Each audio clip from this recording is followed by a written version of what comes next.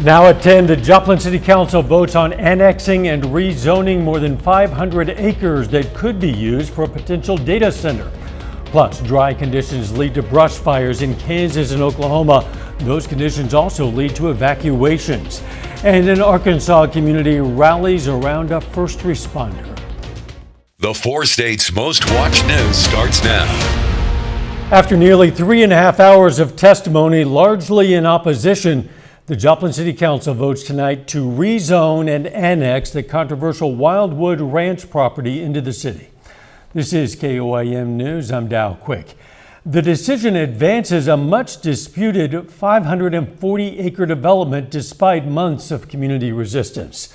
The Joplin City Council voted 66-3 in favor of annexing the land at the intersection of Central City Road and West 20th Street, and 7-2 in favor of rezoning it from residential to heavy industrial. Tonight's meeting was moved to Missouri Southern's Corley Auditorium to make room for the bigger audience. The council's decision came even after many residents expressed environmental and economic concerns about the potential for a data center on the land. I definitely think that this is bringing a lot of more division into our community, and I think that it's just not going to be very good for the environment, and I think that we need to be focusing on schools right now. I think that we need to be focusing on small businesses and just other things of that nature.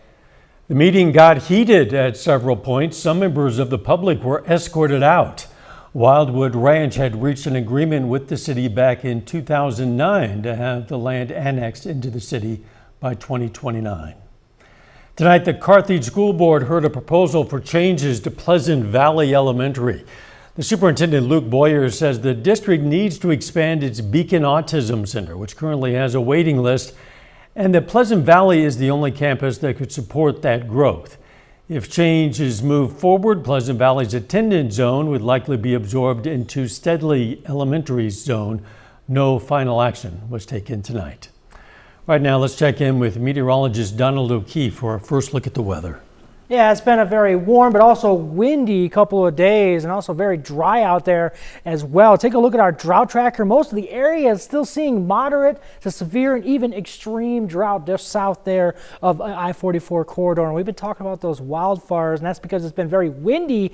And luckily, by tomorrow morning, those winds are going to dissipate a bit. But by the time we get to Wednesday night, those winds are going to start picking back up again, about 20-25 miles an hour. So it's still going to be a warm but windy day for our Wednesday. Taking a look at tonight through tomorrow, we can see those temperatures are still going to be hovering around the upper 50s by the time we get to 2 a.m. and even as we get into the early parts of tomorrow morning as you're getting out the door, about the mid to upper 40s, but we can also see record high temperatures for tomorrow. And now I'll have a look at those details coming up. Thanks, Donald. Let's take a look at those fires in Oklahoma. It was a fast-moving wildfire that forced evacuations across the Oklahoma Panhandle. In Woodward, authorities evacuated areas southwest of the city center, including the local high school. Emergency officials opened a number of shelters for displaced residents. One fire that initially started in northwest Oklahoma quickly spread into Clark County, Kansas, forcing evacuations in Inglewood and later in Ashland and Herndon, Kansas. Further north, multiple highway closures are in effect, including along Interstate 70 between Colby and Oakley, last report anyway, due to crashes caused by blowing dust and zero visibility.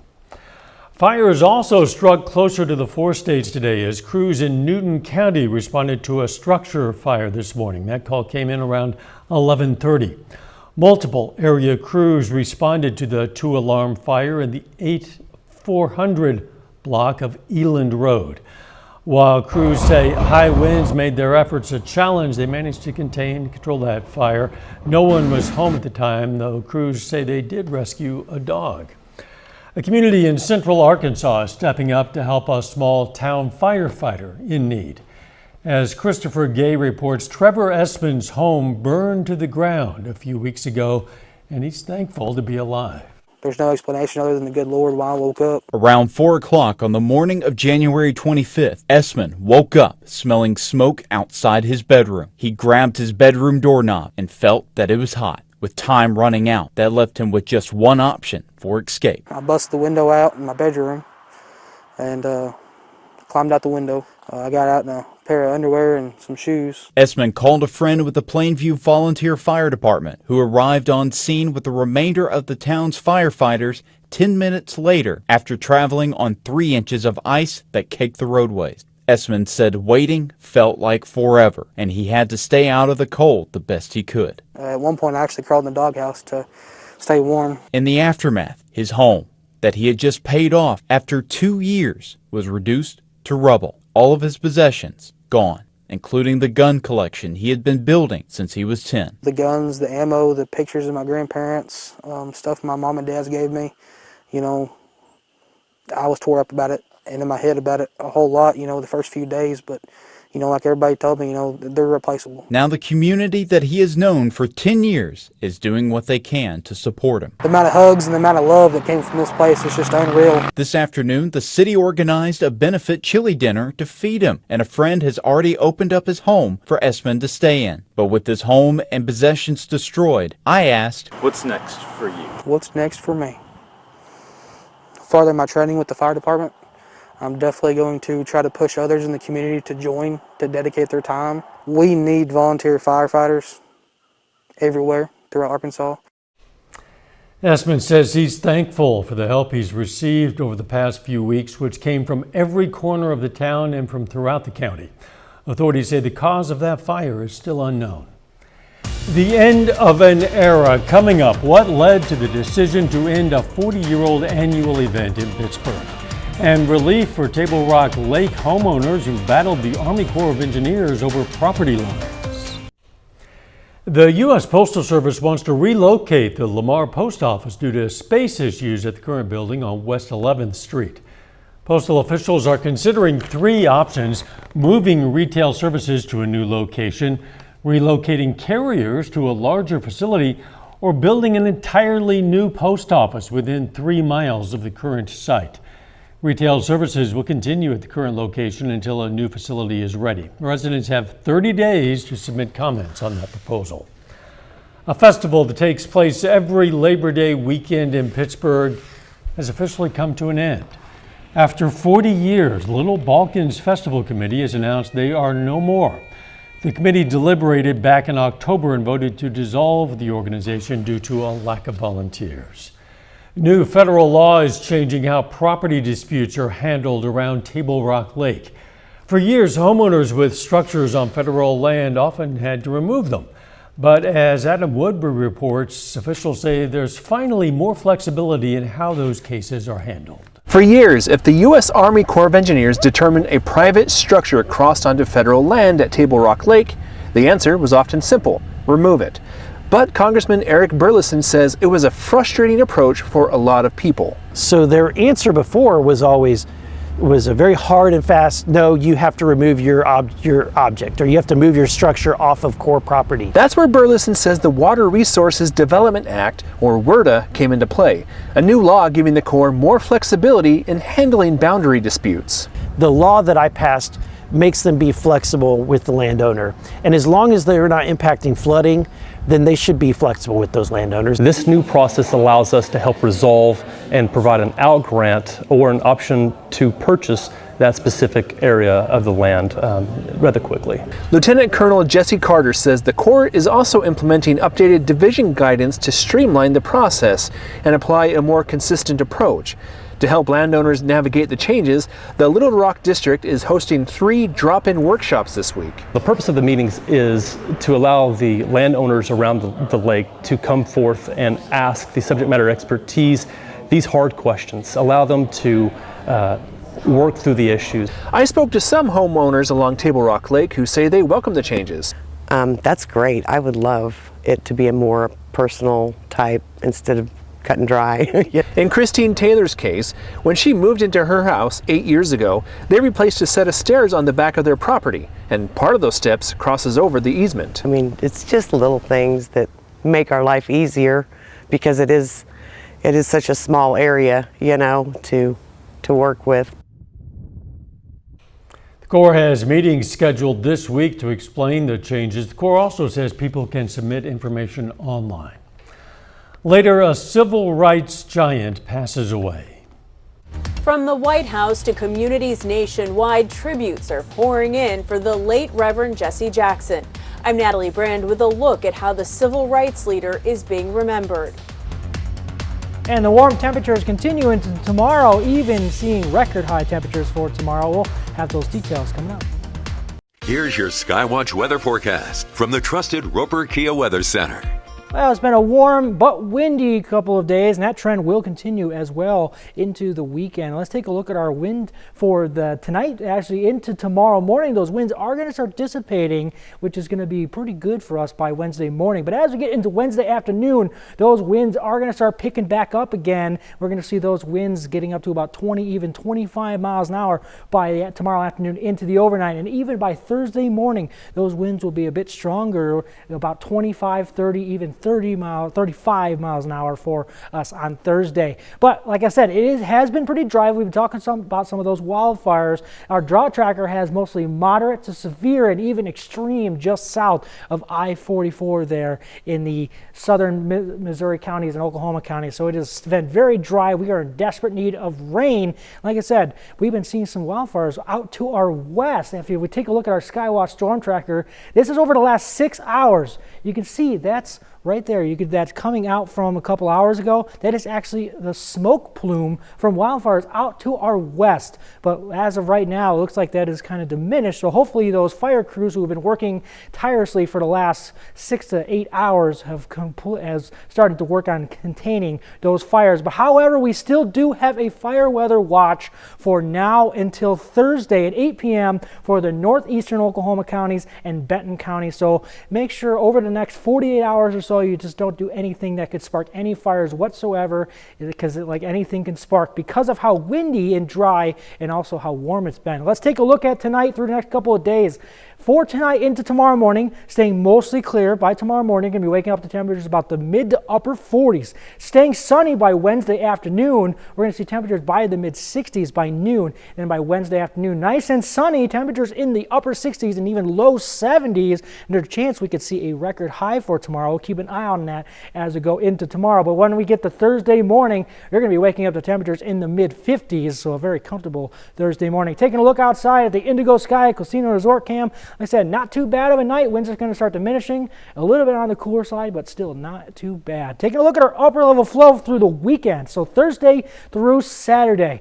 We're going to see a change as we get into Thursday night, Friday morning. We're going to see a system start to push in, bringing colder air into our area, dropping temperatures down to around average for our highs. And like I said, we might even see possibly some snow flurries by Saturday morning. We'll keep an eye out on that. But let's take a closer look. This is Thursday into Friday morning. Temperatures along with that cold front are going to be right around the 30 mark. By Friday afternoon, temperatures are the highs in the mid to upper 40s. That's right around average. Average for this time of year is about 50 degrees. So they'll be right around that average. Then here comes that possible snow flurries by Saturday morning. Now the thing is with that, it's been so warm over the last couple of days that the ground is also warm. So even if any of that snow reaches the ground, it'll most likely evaporate and melt even by the time you get up, because that's going to be very early Saturday morning. So we're not going to really see any accumulation because it'll most likely melt as it touches the ground. Taking a look at our 7 to 10 day here, 72 degrees tomorrow, possibly record breaking. Tomorrow the record is 74 and it says 72, so there's a chance we could break that record and we cool down with possibly maybe some snow flurries by Saturday. Okay, cooler weather we'll put up with. We certainly need the precipitation to dampen those fire chances for sure. Definitely. Oh, thanks. Still ahead is the final full week of regular season hoops for a lot of high schools before the playoffs. Coming up in sports, we're going to have the highlights from a pair of doubleheaders across the area as teams look for some momentum prior to the postseason. For most schools in our area, this is the final full week of regular season hoops, with the postseason tipping off next week. We've got action from the court in Kansas and Missouri tonight. In Pittsburgh, the Purple Dragons hosting Chanute in a heated SEK League rivalry. Third quarter, Pitt up by double digits on a Jorge deflects his pass, collecting the steal and taking it the other way for the fast break layup, extending the Dragons' lead to 13. Let's go a couple possessions later. Pitt working the ball around the key. They'll swing it to Adelie Gober on the wing. You can't give her that much space. She fires and splashes the triple. Blue Comets not going down without a fight, though. This three is off the mark, but Grace Lubering hauls in the rebound, and scores on the second chance opportunity. But this Dragons offense is firing on all cylinders, dishing it down low to Mackenzie English, who makes it look easy with the bucket. Pitt cruises to a 59-35 win over Chanute. The Dragons boys squad eyeing a third straight win, battling the Comets in the nightcap. First quarter, Jamarcus Davis working in the paint, backing down his defender, and draining the fadeaway jumper in the paint to open the scoring. Davis looking to add some more a couple possessions later, but his pass will be tipped and stolen by Daniel Stanley. He'll take it the other way, get into the lane, and finish with the one-handed jam as Chanute cuts into the deficit. And Stanley was just getting going. Later in the quarter, the Blue Comets feeding the big man down low. He kisses it off the glass for the easy lay-in. Pittsburgh now going the other way. It's Malachi Meadows dribbling outside the key. He'll drive and dish to the corner to an open Zane Miller, and his tray is nothing but net. Dragons complete the sweep on their home court, 57-53 the final. Crossing state line in Missouri with Carl Junction clashing with McDonald County on senior night. And it was the second-ranked Mustangs sending a message at the start. Working the ball around to the corner for Dakota O'Brien, who drives baseline and shakes off the contact for the tough finish. And the junior was just getting started. Let's go a couple possessions later. Matt County works it to the opposite corner where O'Brien is this time. She drives again, scoring off the glass, a 14-5 Mustangs run to start. But here come the Bulldogs, breaking through the full court pressure with Annie Rogers finding an open Audrey Besperat on the wing, and the junior drains the three. Let's go a little bit later in the half. It's Besperat repaying the favor with the dish to an open Dempsey Harrison. The sophomore drains a triple of her own, but McDonald County hangs on to pick up the road win, 41-32 the final. The Mustangs, winners of 2 in a row, taking on the Bulldogs boys squad in the nightcap. Early first quarter, Deacon Endicott with the long rebound, getting to the elbow and finding Rashad McDonald, and the senior drains the three. Off another long rebound, this time on the defensive end. Endicott going on the run in transition. He'll get to the rim and fight off contact for the bucket, plus a foul and one for the senior. Carl Junction defense was also making plays in this game. You'll see Kobe Martin here coming from behind and poking the ball free. Maddox Shorter collects the steal and fires a pass to Brody Pant, who lays it in. A 26-4 run to start for the Bulldogs. Matt County looking to respond though. Breaking through the press as Caleb Carlin finds Lane Harris underneath, count the hoop and the harm, but the Bulldogs dominate on senior night with an 84-42 win over the Mustangs. Webb City Cardinals on the road against Parkview in a district championship rematch from a year ago. First quarter, Cardinals trailing, Mason Young working in the corner. He'll drive, lose possession, but regain it and scoring in the paint. Next possession, Young backed into the corner, going cross court to Hudson Matheson, who fires from deep, and his three is good. Cardinals, they lead by 4 after the first quarter after trailing early. Off the Vikings missing the second, Trey Turner swings it to Young in transition. It's a foot race. The junior wins it, scoring on the fast break with a finger roll finish to extend the lead. Later in the half, Webb City looking to pull away. Working the ball inside to Holden Johnson at the free throw line. He fights off contact himself for the bucket, plus a foul. An old-fashioned three-point play for the seniors. Cardinals get some revenge, winning 50-45. Can't believe it that postseason basketball is starting next week, high school-wise, but we can't even say we have much college left. The MIAA tournament is right around the corner at the start of March as well. It moves pretty fast, doesn't it? Life always comes at you fast, especially when you work in sports. And especially when some March Madness rolls. Absolutely. I'm looking forward to it. You bet. We'll be right back.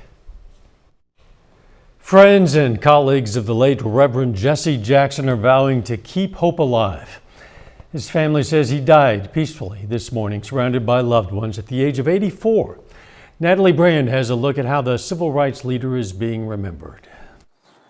Outside the Rainbow Push Coalition office in Chicago Tuesday, Carolyn Dunbar brought flowers to honor the late Reverend Jesse Jackson, saying the loss feels like family. I'm going to miss him, everything that he stood for us as a people. My tears are real. In New York, the Reverend Al Sharpton described him as a mentor. So he made me believe even a kid on welfare in Brownsville, Brooklyn, could be somebody because of Jesse Jackson. Jackson, a civil rights leader who marched alongside Dr. Martin Luther King Jr., went on to found his own organizations committed to fighting for justice and equality for the underrepresented. My constituency is the desperate, the damned, the disinherited. In the 80s, Reverend Jackson ran for president twice. While he faced criticism in his first campaign for anti-Jewish comments, he's credited with expanding the Democratic coalition. His presidential campaigns of 84 and 88 were influential in how he conducted a campaign to really bring people who were locked out and left out. In a statement, former President Barack Obama called Jackson a true giant and said he laid the foundation for his own campaign. President Trump paid tribute to Jackson in a social media post, calling him a good man with lots of personality, grit, and street smarts. The flag was lowered to half staff at the historic district building in Washington, D.C., where Jackson pushed for D.C. statehood. Despite declining health in recent years, Jackson continued to make public appearances, including at the 2024 Democratic National Convention, where he received a standing ovation. Natalie Brand, CBS News, the White House. The Rainbow Push Coalition says it's going to announce arrangements for celebrating the life services, including public events. Left quite a legacy over the course of generations. The weather looking is going to stay warm for a while. Yeah, we're going to have nice temperatures tomorrow, high of 72 degrees. Chance to even break a record that was originally 74. We'll see if that happens. But we are going to cool down by this weekend, right around average temperature. So let's enjoy these nicer temperatures while they're here. We will, and we'll hope for some precipitation for sure. Final sports notes. We'll bring some speculation here. Tyreek Hill being released by the Miami Dolphins. A lot of chatter that he could be reuniting with Mahomes, Kelsey, and the Chiefs. Dow, I know you're a Chiefs fan. What are your thoughts? I think it's not going to happen. I'm not sure that it's the right thing. I know the Chiefs are hurting for cap space. I know they've got a lot of needs that they have to meet, and Hill's best days are probably behind him. What do you think? I think if he wants to go back to Kansas City, if he wants to come back, he would have to take a friendly deal. He can't expect to get a lot of money, especially, like you said, Chiefs tight on cap. He would have to take a friendly deal. For sure. Thanks for joining us. We'll see you tomorrow. Let's make it a great one.